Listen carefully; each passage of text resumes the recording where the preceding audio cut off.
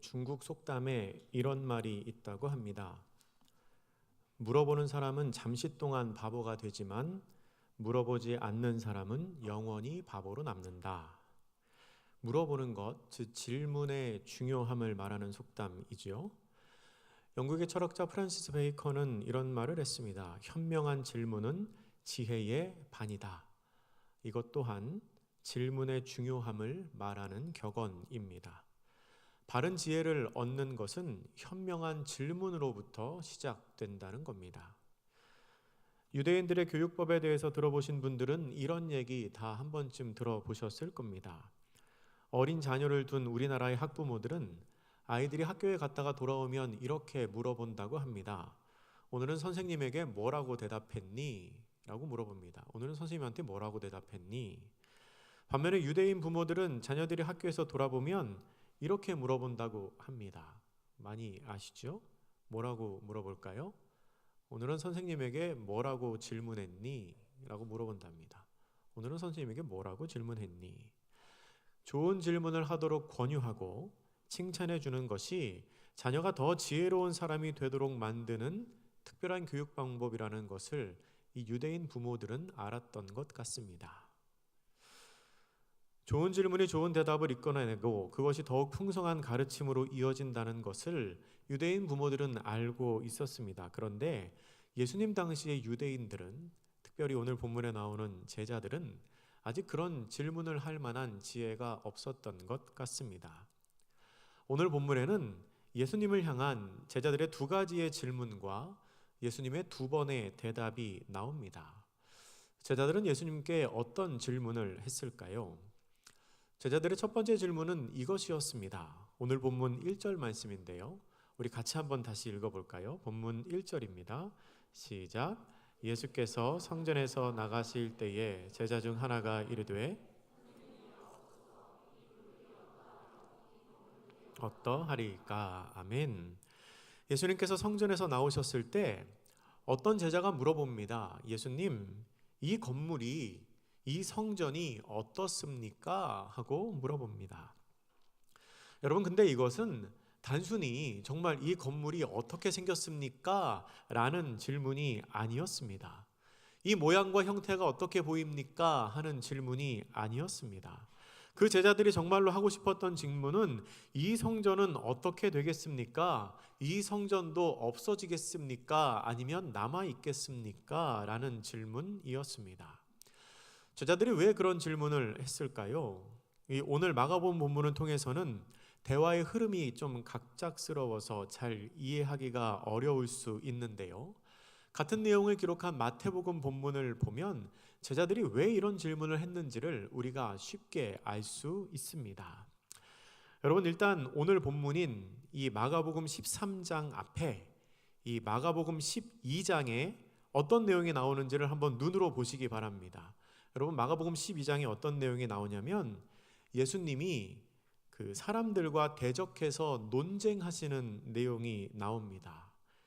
나쁘다가 나오죠. 나쁘다. 이게 나쁜 사람들이 나온다는 뜻이 아니고 납세 논쟁, 부활 논쟁, 다윗 자손 논쟁. 그 앞글자 따서 나쁘다. 공부할 때 그렇게 외웠습니다. 나쁘다가 나오는데 이게 어디 나오냐면 마가복음 12장에 나오니까 시비 거는 사람 나쁘다. 이렇게 이제 외웠습니다. 마가복음 12장 시비 거는 사람 나쁘다.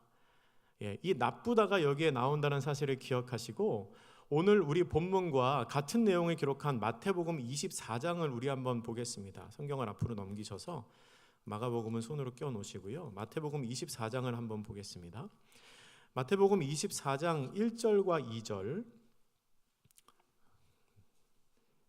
신약성경 제일 앞에 마가복음 앞에 있는 마태복음 24장 1절과 2절을 우리 같이 한번 읽어보겠습니다. 시작. 예수께서 성전에서 나와서 가실 때에 제자들이 성전 건물들을 가리켜 보이려고 나아오니 대답하여 이르시되 너희가 이 모든 것을 보지 못하느냐? 내가 진실로 너희에게 이르노니 돌 하나도 돌 위에 남지 않고 다 무너뜨려지리라. 아멘. 여러분, 이게 표현이 달라서 그렇지요. 오늘 본문인 마가복음 13장 1절 2절과 같은 내용입니다. 그렇죠? 같은 내용이죠. 그리고 마태복음 22장을 여러분 눈으로 한번 보시면, 마태복음 22장을 눈으로 보시면 15절 이하부터 또 나쁘다가 나옵니다. 나쁘다가 나오죠. 납세, 부활, 다윗 자손 논쟁이 나옵니다. 그러니까 흐름으로 봐서는 이 마가복음에서는 나쁘다 뒤에 제자들의 질문이 나오는데, 마태복음에서는 22장에 나쁘다가 나오고 23장이 있고 24장에 제자들의 질문이 나오는 겁니다. 그러니까 마태복음에는 23장이 추가가 된 거죠. 거꾸로 말하면 마가복음에서는 생략된 내용이 마태복음 23장에는 추가되어 있다고 볼 수 있습니다. 그러면 마태복음 23장에 무슨 내용이 있을까요? 거기에는 예수님께서 서기관과 바리새인들을 향하여 화선포하시는 내용이 들어가 있습니다. 그리고 37절 이하에는 예루살렘을 향하여 탄식하시는 장면이 나옵니다. 여러분, 이 부분이 중요한데요. 예수님께서는 그렇게 바리새인들을 향하여 화선포를 하시고 예루살렘을 향하여 탄식을 하시면서 뭐라고 말씀하시냐면 이렇게 말씀하십니다. 마태복음 23장 37절에서 38절 말씀입니다. 우리 같이 한번 읽겠습니다. 시작. 예루살렘아 예루살렘아 선지자들을 죽이고 내게 파송된 자들을 돌로 치는 자여, 암탉이 그 새끼를 날개 아래에 모음같이 내가 내 자녀를 모으려 한 일이 몇 번이더냐. 그러나 너희가 원하지 아니하였도다. 보라, 너희 집이 황폐하여 벌어진 바 되리라. 아멘. 이 예수님의 말씀을 한마디로 말하면 그런 겁니다. 예루살렘이 황폐하게 될 거라는 겁니다. 예루살렘이 망하게 될 거라는 겁니다. 그리고 그 뒤에 제자들이 예수님께 오늘 본문의 질문을 하게 된 것입니다. 성전에서 나오는 제자들은 예수님의 말씀을 머리로도 이해하기 힘들고 마음으로도 받아들이기가 어려웠을 겁니다. 계속해서 나쁜 의도로 예수님에게 질문하는 바리새인들에게 화선포하신 것까지는 그렇다고 쳐도, 아니 예루살렘이 망한다니요. 예루살렘이 왜 망합니까? 그게 어떤 성읍인데. 그렇게 심란한 마음을 가지고 성전을 나오고 있는데 옆을 보니까 성전이 보이는 겁니다. 그때 제자들의 마음속에 이런 궁금증이 생겼습니다. 아니 예루살렘이 황폐해진다면 성전은 어떻게 되는 거야? 라는 궁금증이 생겼습니다. 여러분, 이스라엘 민족의 첫 번째 성전이었던 솔로몬 성전은 바벨론 침공 때 무너졌습니다. 그리고 그 폐허 위에 고레스의 칙령으로 돌아온 사람들이 기원전 520년에 새로운 성전을 재건합니다. 그런데 그 성전은 재료가 충분하지 않았기 때문에 훌륭하게 재건이 되지 못했습니다. 게다가 계속되는 외적들의 침입으로 말미암아 곧 황폐해졌습니다. 그러던 것을 기원전 20년 헤롯 대왕이 유대인의 환심을 사기 위해서 보수공사를 시작했습니다. 그렇게 기원전 20년 시작된 보수공사는 예수님이 사역하실 당시까지도 계속되고 있었습니다. 그러니까 약 50년에 걸쳐서 공사가 진행된 것이지요. 당시 공사의 규모가 얼마나 컸을지를 짐작해 볼 수 있는 부분입니다. 50년 동안 공사를 했는데 아직도 공사 중이었습니다. 굉장히 화려하게, 굉장히 웅장하게 성전을 보수하고 있었던 겁니다. 그런데 제자들은 지금 그렇게 화려하고 웅장한 성전을 보면서 어떻게 이렇게 훌륭한 성전이 없어지겠느냐고, 이렇게 훌륭한 성전이 있는 예루살렘이 정말로 망하느냐고 예수님께 다시 되묻고 있는 겁니다. 그런 질문을 들은 예수님께서는 이렇게 대답을 하십니다. 오늘 본문의 2절 말씀, 마가복음 13장 2절 말씀 찾으셔서 다시 한번 같이 읽겠습니다. 시작. 예수께서 이르시되 내가 이 큰 건물들을 보느냐, 돌 하나도 돌 위에 남지 않고 다 무너뜨려지리라 하시니라. 아멘. 예수님께서는 주저함 없이 말씀하십니다. 지금 이 성전이 얼마나 훌륭하든지 얼마나 웅장하든지 상관없이 다 무너져 내린다는 것입니다. 돌 하나도 돌 위에 남지 않고 완전히 파괴된다는 겁니다. 아니 성전의 건물을 한번 보십시오. 이렇게 웅장한 건물이 과연 없어지겠습니까? 라고 항변하는 제자들의 의도와는 전혀 다르게 예수님은 그게 반드시 무너질 거라고 말씀하시고 예수님의 그 말씀대로 AD 70년에 예루살렘 성전은 파괴되고 맙니다. 사람의 눈은 다분히 감각적이고 또 현실적입니다. 그래서 눈에 좋게 보이는 것은 그냥 다 좋은 것으로 보입니다. 그리고 그게 전부인 줄로 착각합니다. 또 계속 그렇게 좋을 거라고 생각합니다. 제자들도 그랬습니다. 제자들은 예루살렘 성전의 웅장하고 영광스러운 모습을 보고 감탄할 뿐 그 안에 무슨 일이 벌어지고 있는지, 하나님께서 정말 그 성전을 어떻게 보고 계시는지에는 별로 관심이 없었습니다. 그리고 그 미래가 어떠할지도 생각하지 못했습니다. 하지만 예수님께서는 겉모습만을 보시는 분이 아니라 그 속에 있는 중심을 보시는 분이십니다. 예수님께서는 성전의 화려함을 보신 게 아니고 그 안에서 무슨 일이 일어나고 있는지에 대해 더 관심을 가지고 계셨던 분이십니다. 우리가 알고 있는 대로 당시의 성전은 제대로 그 기능을 발휘하지 못하고 있었습니다. 예루살렘에 입성하신 예수님께서는 장사하는 사람들을 성전에서 내쫓으시며 기도하는 집을 장사하는 집으로 바꾸셨다고 사람들에게 굉장히 노를 바라셨습니다. 그렇게 겉으로 보기에는 화려했던 성전이 실상에 그 속으로는 하나님을 예배하기보다 그냥 사람들 각각 자신의 이익을 취하는 곳으로 변질된 것을 예수님께서는 너무나 안타까운 심정으로 보고 계셨다는 겁니다. 그리고 그렇기 때문에 그 성전에 하나님의 심판이 내리지 않을 수 없다는 것을 예수님은 알고 계셨습니다.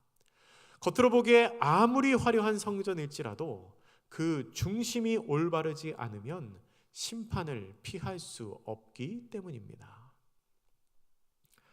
화려한 겉모습은 중요하지 않습니다. 중심이 중요합니다.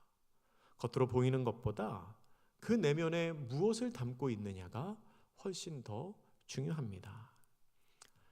제가 부끄러운 얘기 하나 하겠습니다. 제가 아주 어렸을 때 있었던 일입니다. 한 초등학교 1학년 아니면 2학년 정도에 있었던 일인 것 같습니다. 제가 시험 시간에 시험을 봤는데요. 답을 썼는데 글씨를 너무 잘 썼습니다. 그 주관식에 답을 썼는데 글씨를 너무 잘 쓴 겁니다. 제가 그거를 쓰고도 너무 글씨를 예쁘게 잘 써서 깜짝 놀랐습니다. 제가 9살 평생에 제일 잘 쓴 글씨입니다. 근데 문제가 생겼습니다. 시험 문제를 다시 읽어보니까 제가 틀린 답을 썼습니다. 글씨를 너무 예쁘게 썼는데 답이 틀린 겁니다. 제가 답이 틀렸다는 것을 알았습니다. 그래서 어떻게 했을까요? 안 고쳤습니다. 글씨가 아까워서, 제 평생 제일 예쁘게 쓴 그 글씨가 아까워서 답을 틀린다는 걸 알았는데 안 고쳤습니다. 그래서 어떻게 됐을까요? 그 문제 틀리고 엄마한테 혼났습니다. 이것도 틀렸냐고. 여러분, 제가 어려서 그랬죠. 지금은 어떨까요?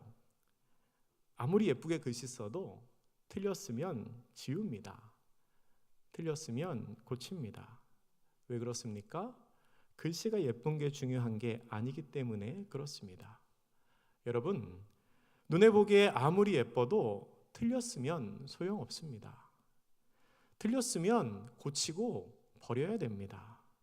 모양은 중요하지 않습니다. 내용이 중요합니다. 중심이 중요합니다. 여러분, 화려한 삶이 중요한 게 아닙니다. 내 삶이 아무리 화려하고 아무리 잘나 보여도 하나님께서는 내 겉모습을 보시지 않습니다. 마지막 때에 하나님은 우리의 중심을 보십니다. 여러분은 어떠신가요? 여러분은 하나님 앞에서 마지막 때에 무너지지 않을 신앙의 중심을 준비하고 계십니까? 아마 겉으로 화려한 것만 좋게 보고 주장하고 계시다면 그건 마지막 때에 반드시 무너지고 말 것입니다. 본문에 나오는 제자들의 두 번째 질문은 어떻게 보면 좋지 않은 질문이고 또 어떻게 보면 참 좋은 질문입니다. 먼저 좋지 않은 질문이라는 입장에서 생각해 보면 1절과 2절 조금 전에 설명드린 그 대화 이후에 제자들은 한동안 좀 멍했을 것 같습니다. 요새 사람들이 많이 쓰는 말로 멘붕에 빠졌을 것 같습니다. 아니 이게 어떤 성전인데, 아니 이 예루살렘이 어떤 예루살렘인데 이게 멸망하다니, 이게 사라지다니 하는 생각 들었겠지요. 그래서 그대로 있을 수 없었던 제자들은 감람산 위에 올라가 앉으신 예수님을 찾아갑니다. 조용히 다가가서 질문합니다. 우리 그 질문을 같이 한번 읽어보겠습니다. 본문의 3절과 4절 말씀입니다. 3절 4절 시작. 예수께서 감람산에서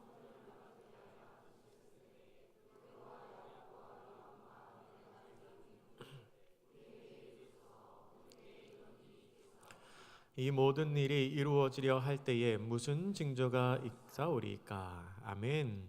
여러분, 제자들이 예수님께 이렇게 질문하는데요, 여러분은 이 질문을 어떻게 보십니까? 좋은 질문입니까? 상황에 맞는 질문입니까? 그러면 이 질문을 받으시는 예수님의 마음은 어떠셨을까요? 제자들의 이 질문을 그 앞에 있었던 대화까지 넣어서 다시 한번 말하면 이렇게 될 겁니다. 예수님, 저희에게 말씀해 주십시오.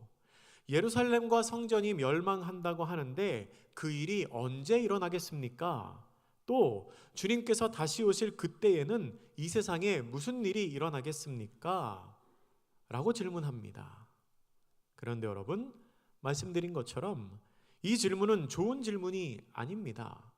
상황에 맞는 질문도 아니고 이 질문을 받으시는 예수님의 마음도 썩 기쁘지 않으셨을 것 같습니다. 왜냐하면 제자들은 지금 예수님에게 언제 그 일이 일어나냐고 물어보고 있는데, 사실 정말 중요한 것은 언제가 아니고 왜 혹은 어떻게 이기 때문입니다.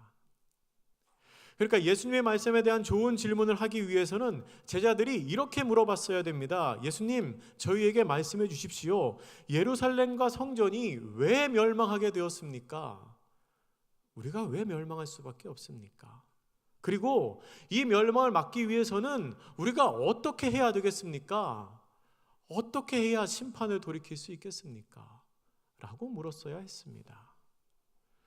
근데 제자들은 자신들이 그렇게 특별하게 생각했던 예루살렘과 성전이 멸망한다는 충격적인 선포를 듣고서도 왜 그 일이 일어나는지 궁금해하지 않습니다. 어떻게 해야 그 일을 돌이킬 수 있는지 궁금해하지 않습니다. 단지 그들이 궁금해하고 있는 것은 언제 그 일이 일어나느냐, 그것만 궁금해합니다. 좀 이상하지 않습니까? 멸망의 선포를 들으면서 왜가 아닌 언제를 물어보는 제자들의 심리를 생각해 보면, 먼저 그들은 겉으로 드러나는 모습에만 신경을 쓰고 그 내면이 어떠한지, 문제가 무엇인지, 예수님께서 그것을 보면서 왜 분노하시고 왜 망할 수밖에 없는지에는 전혀 관심이 없다는 것을 알 수 있습니다. 분명 우리 주님께서는 겉으로 드러나 있는 것, 눈으로 보이는 것보다 그 속에 있는 것, 그 중심을 보시고 그 안에 있는 문제를 보시는데, 제자들은 그저 그 화려한 건물이 있고 없는 것에만 관심을 가질 뿐 왜 그런 일이 생기는지에는 별로 관심이 없습니다. 그러니까 하나님께서 이 일을 통해서 무엇을 말씀하시고자 하는지에는 별로 관심이 없는 겁니다. 두 번째, 언제 그 일이 일어나는지를 물어보는 제자들의 마음속에는 내 때에는, 내가 살아있을 때에는 그런 일이 일어나지 않기를 바라는 마음이 있었을 겁니다. 그러니까 어느 때 그 일이 일어나느냐고 물어본 것이지요. 아니 어떻게 그럴 수 있을까라고 생각하실 수 있겠지만, 이미 성경에는 그런 선례를 남긴 사람이 있습니다. 우리가 잘 아는 유다 왕 히스기야는 기도로 15년의 생명을 연장받은 후에 무슨 생각에서인지 바벨론에서 온 사자들에게 자기 왕궁에 있는 보물을 다 보여줍니다. 다 보여줍니다. 그리고 그 일 때문에 이사야 선지자가 히스기야에게 왕의 후손이 바벨론의 환관이 되고 조상들이 쌓아놓은 모든 보물이 바벨론으로 옮겨가게 될 거라고, 그러니까 이제 유다는 망하고 왕의 후손들은 포로로 끌려가고 재물들도 다 그들이 빼앗아 갈 거라고 말하자, 히스기야 왕은 이사야 선지자에게 이렇게 말합니다. 우리 그 본문 한번 찾아볼까요? 열왕기하 20장입니다. 한번 찾아보죠. 열왕기하 20장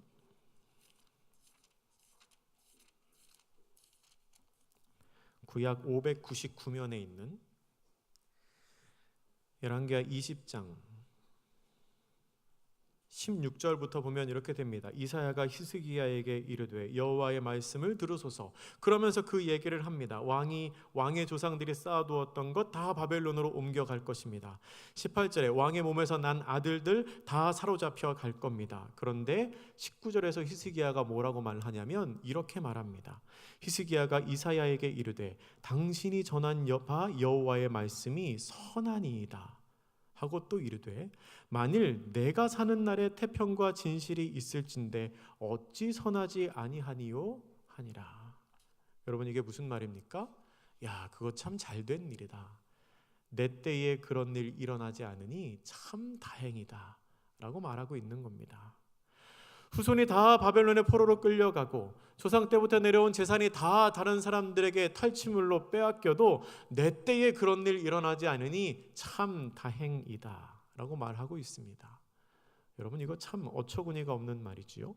그런데 예수님에게 언제 그 일이 일어날지를 묻는 제자들의 마음에는 혹시 히스기야와 같은 그런 마음의 생각은 없었을까요? 아마 있었을 겁니다. 참 무책임한 질문이지요.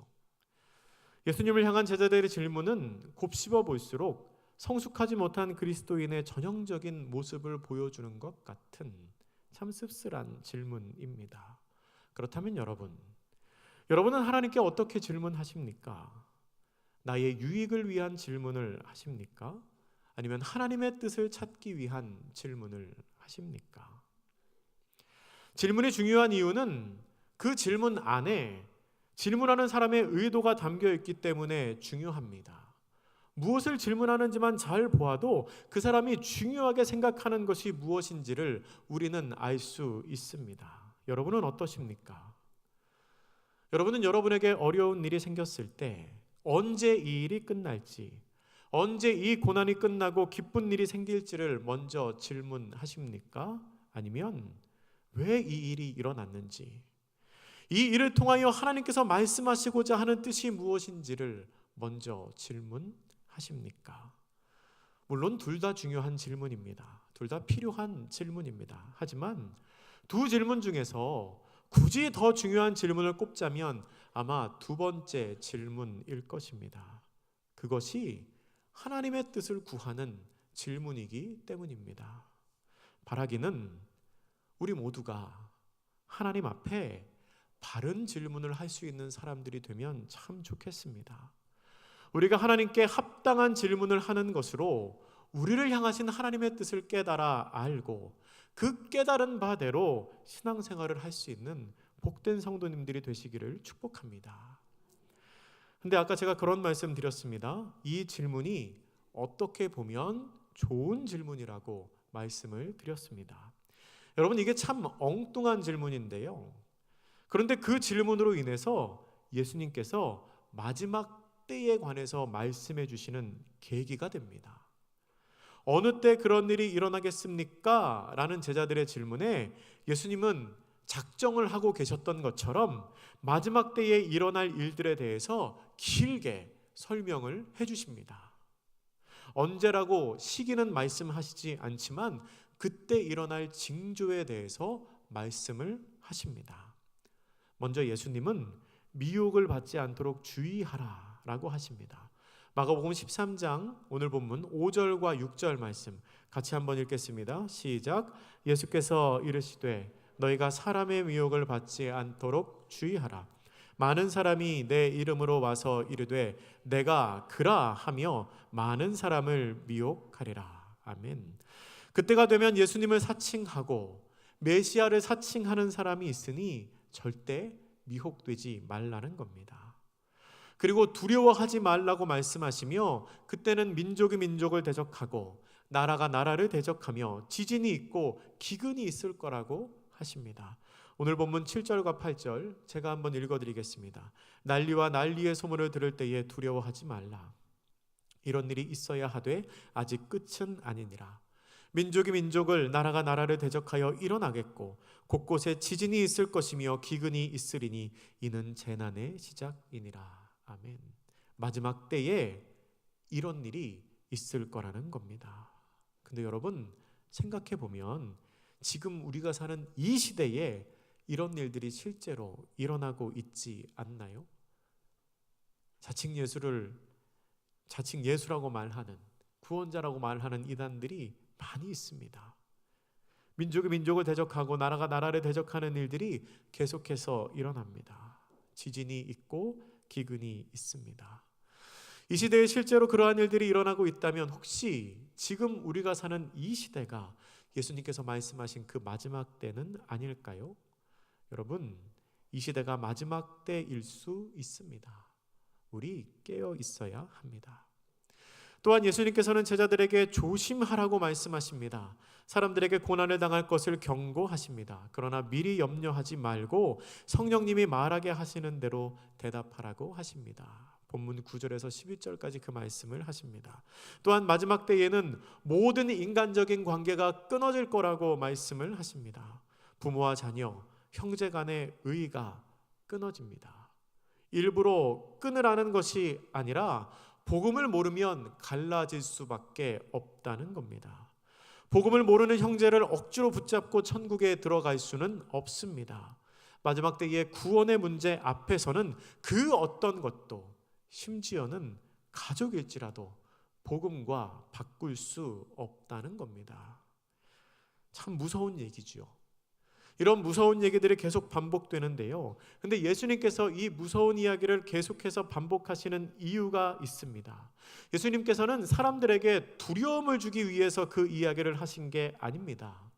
결국은 구원의 약속을 주시기 위해서 이 말씀을 하셨습니다. 본문 13절 말씀입니다. 같이 읽겠습니다. 시작. 또 너희가 내 이름으로 말미암아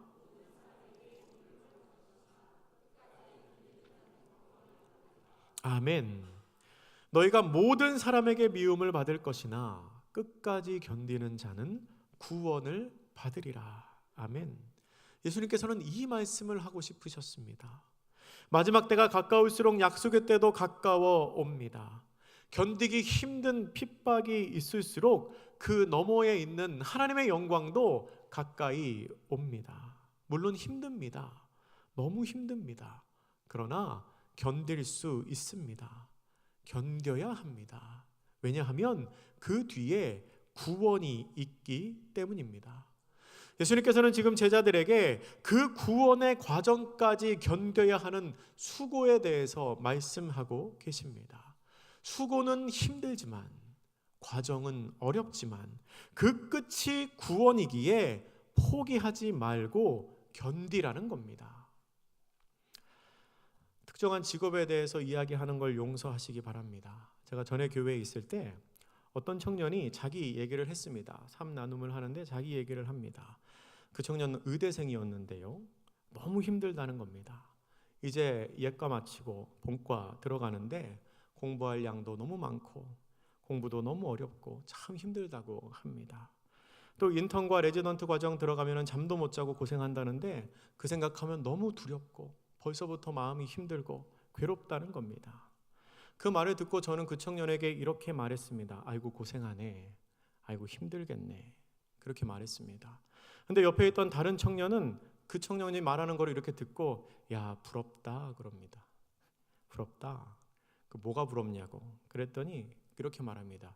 그래도 쟤는 의대생이잖아요. 그래도 쟤는 의대생이잖아요. 여러분, 구원의 길을 걷는다는 건 이것과 비슷한 느낌입니다. 그 청년의 부럽다는 말에는 어떤 의미가 담겨 있을까요? 지금 고생하는 게 부럽다는 뜻일까요? 아니요, 그게 아니죠. 지금 고생하는 건 힘들겠지만 그때만 견디면 좋은 시절 오지 않겠냐는 겁니다. 여러분, 좋은 시기가 온다는 거 알면 지금의 어려움을 견딜 수 있습니다. 여러분, 의대생보다는 구원받은 하나님의 자녀가 더 좋지 않습니까? 청년들은 아무도 아멘을 안 해요. 물론 구원받은 의대생이 제일 좋겠죠. 근데 여러분, 그거 너무 두려워하실 필요 없고요. 우리가 구원의 길을 걸어가면 그 길을 걷는 우리를 마지막 때에는 분명히 세상이 우리를 부러워하게 될 것입니다. 그것 외에는 아무것도 중요한 게 없기 때문에 그렇습니다. 물론 고난 중에 있을 때에는 세상이 우리를 비웃을지 모릅니다. 어리석다고 말할지도 모릅니다. 바보 같다고 말할지도 모릅니다. 너무 힘들어서 이 길을 그만 걸어가고 싶을 때가 있을지도 모릅니다. 그러나 여러분 기억하십시오. 그 길 끝에는 구원이 있습니다. 그 길 끝에 영광이 있습니다. 그렇기 때문에 우리는 오늘도 그 길을 성실하게 걸어가야 합니다. 말씀을 정리합니다. 여러분, 마지막 때는 반드시 옵니다. 그 화려했던 성전이 돌 위에 돌 하나 남지 않을 정도로 흔적 없이 무너진 것처럼, 눈으로 보기에는 이루어지지 않을 것처럼 보여도 그때는 반드시 옵니다. 그때까지 견디는 과정은 어렵습니다. 그러나 그 마지막에는 승리와 구원이 있습니다. 그 구원의 길을 기쁘게 걸어가는 모든 성도님들 되시기를 주님의 이름으로 축복합니다. 기도하겠습니다. 사랑의 하나님, 본문을 통하여 주님께서 마지막 때에 관해 말씀하셨습니다. 그리고 끝까지 견디는 자는 구원을 얻을 거라고 말씀하셨습니다. 과정이 너무 어렵고 힘들지만, 너무 괴롭지만, 때로는 세상으로부터 손가락질 받고 비웃음 받지만, 그러나 주님, 우리가 그 길 포기하지 않게 하여 주시옵소서. 그러함으로 말미암아 구원의 영광을 누리는 그리스도의 자녀들 다 되게 하옵소서. 감사드리며 예수님의 이름으로 기도드립니다. 아멘.